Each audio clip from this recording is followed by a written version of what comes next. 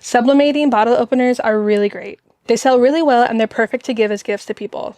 This is a super easy project and I'm going to link everything down below what we need to do it. I'm Ashley in this chip build, so let's jump into it. We have printed off our artwork here. I just used the Makerflow paper because it transfers really well. And let's cut these up. So I did print out 2 of each one since we're doing the front and back of each bottle opener. Whoa, that was very lucky I didn't cut that off. I did not leave myself much room on this cow one for the in-between. Oh no, we ripped it. Oh well. It'll be fine. We'll figure it out. We'll try and tape that and see if that will work. Wow, I should have really given myself some more room for these. These are just oversized a little bit. That way we have some bleed. And you can find the template for these on Makerflow's website. Okay, for this, we are going to change the temperature to 380. And then we're going to do 100 seconds. And then we'll let that heat up. All right, so our heat press is ready. So let's get our artwork done. Let's do this cow one. And what I'm going to do is I'm actually going to lay this down. And then set it like that. And then I'm going to let the tape do the work. And I'm kind of just putting the tape on the paper itself. I'm not really wrapping it around to the other side.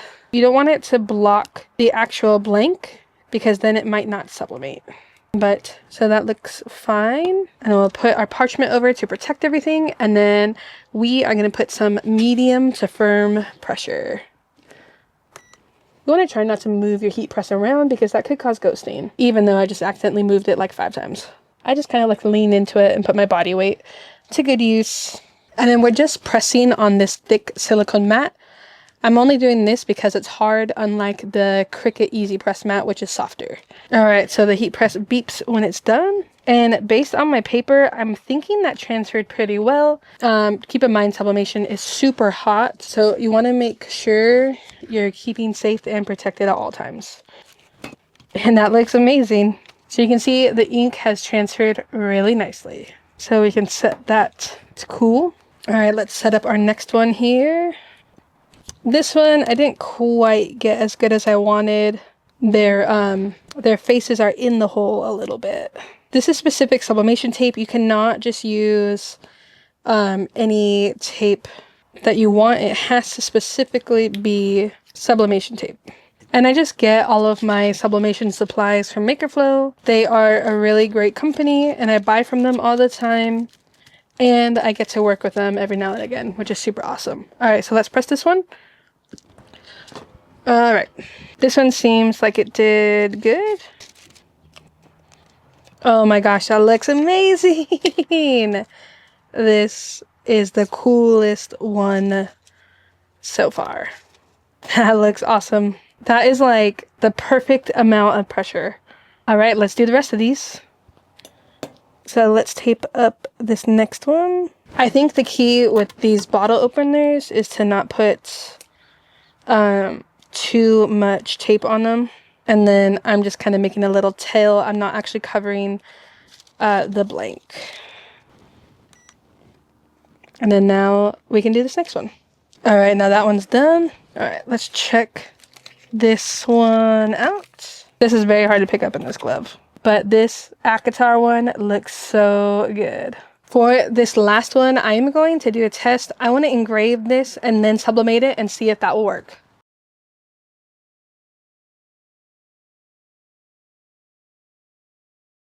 All right, here's our engraved floral one. Let's see if this will work. We have my little watercolor here. I just made this watercolor pattern in Adobe Photoshop. Super simple. So again, just making our little tails. Right, let's set this down, get this covered, and then we can press our final one. All right, and that is done.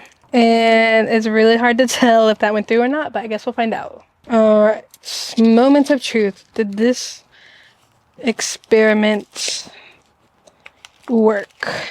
That actually did work. That's pretty interesting. It's a little bit more subtle, but that's pretty interesting.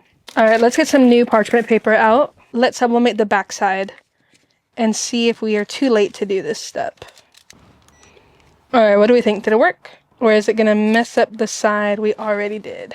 But it doesn't look like it messed up the already sublimated side. So that is good to know. So I think what I'm gonna try on the back side of this, I'm gonna try with just this one little piece of tape directly in the middle. All right, let's hope it looks fine. It looks like all of the ink transferred, so that's good. All right, moment of truth. Did we ruin my favorite one? Nope, that looks incredible, and the backside looks incredible as well. So you just have to be careful if you're gonna do double-sided or not.